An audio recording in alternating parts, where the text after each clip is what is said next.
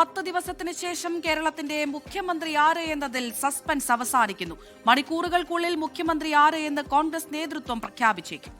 വൈകിട്ട് 5:30 AICC അധ്യക്ഷൻ മല്ലികാർജ്ജുൻ ഖർഗെയും രാഹുൽ ഗാന്ധിയും തമ്മിലുള്ള നിർണായക കൂടിക്കാഴ്ചയ്ക്ക് പിന്നാലെ ആ പ്രഖ്യാപനമുണ്ടാകും. ഇതിനിടെ കേരളത്തിന്റെ ചുമതലയുള്ള AICC general secretary Deepa Das Munshi കേരളത്തിലേക്ക് തിരിച്ചിട്ടുണ്ട്.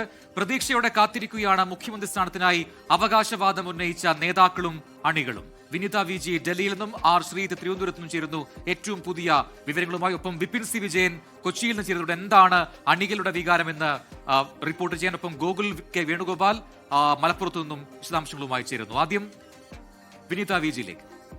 വിനിത, ഏറ്റവും നിർണായകമായ ഒരു ചർച്ച നടക്കാനിരിക്കുന്നു. 5:30 തന്നെ ഖർഗെയും രാഹുൽ ഗാന്ധിയും കൂടിക്കാഴ്ച നടത്തുമെന്നാണ് കരുതുന്നത്. അപ്പോൾ ആ പ്രഖ്യാപനം, കേരളം ഒന്നടങ്കം കാത്തിരിക്കുന്ന മുഖ്യമന്ത്രി ആര് എന്നുള്ള കാര്യത്തിൽ ഒരു തീരുമാനം, പ്രഖ്യാപനം വൈകാതെ തന്നെ ഉണ്ടാകുമല്ലേ?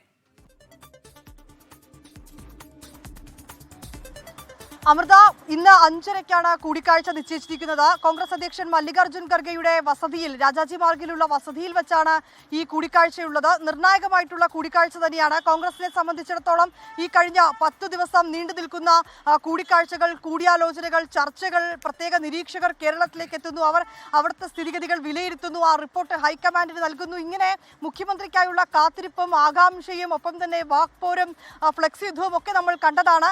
അതിനുശേഷം ഈ വിവാദങ്ങളും ഒപ്പം തന്നെ ഈ സമ്മർദ്ദവും ഒക്കെ ഉണ്ടായപ്പോഴും ഈ മുഖ്യമന്ത്രി അവകാശത്തിൽ നിന്ന് 3 നേതാക്കളും ഒരു ഇഞ്ച് പോലും പിന്നോട്ട് പോയിട്ടില്ല എന്നുള്ളത് തന്നെയാണ്. ഇപ്പോഴും അവരുടെ ക്യാമ്പുകൾ, നേതാക്കളൊക്കെ വലിയ ആത്മവിശ്വാസത്തിൽ തന്നെയാണുള്ളത്. ഒരുപക്ഷെ നമ്മളും ഈ കഴിഞ്ഞ 10 ദിവസം ഈ ചർച്ചയുടെയും ഒപ്പം തന്നെ ഈ വാർത്തയുടെയും ഒക്കെ തന്നെ പിന്നാലെ ആയിരുന്നു. ഏതാണെങ്കിലും ഇനി അധികം വൈകാതെ തന്നെ ആ മുഖ്യമന്ത്രി ആര് എന്നുള്ളത് നമുക്ക് അറിയാൻ കഴിയുമെന്ന് തന്നെയാണ് പ്രതീക്ഷിക്കുന്നത്. നിർണായകമായിട്ടുള്ള കൂടിക്കാഴ്ച 5:30 മല്ലികാർജ്ജുൻ ഖർഗെയുടെ രാജാജി മാർഗിലെ വസതിയിൽ വെച്ച് നടക്കും.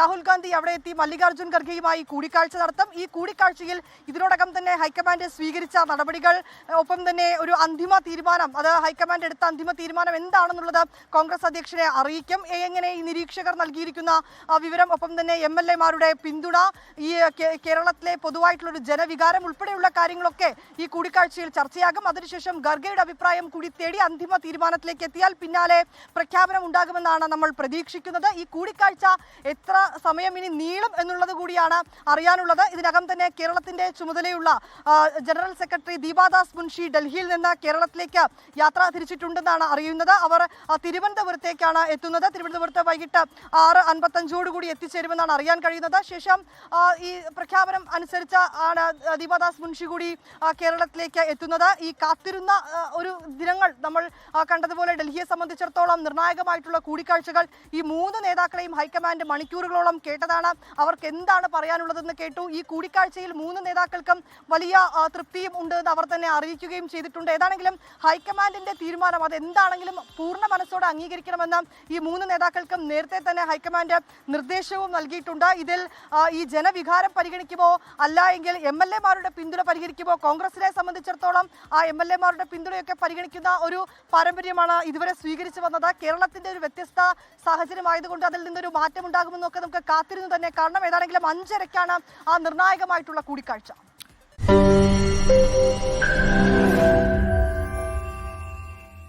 ലോകത്തെവിടെയായാലും ഏത് സമയത്തും 24 വാർത്തകളും ഓഗ്മെന്റഡ് റിയാലിറ്റി പാക്കേജുകളും എക്സ്പ്ലെയിനറുകളും വിശദമായി കാണാൻ ഞങ്ങളുടെ YouTube ചാനൽ നിങ്ങൾക്ക് സബ്സ്ക്രൈബ് ചെയ്യാം.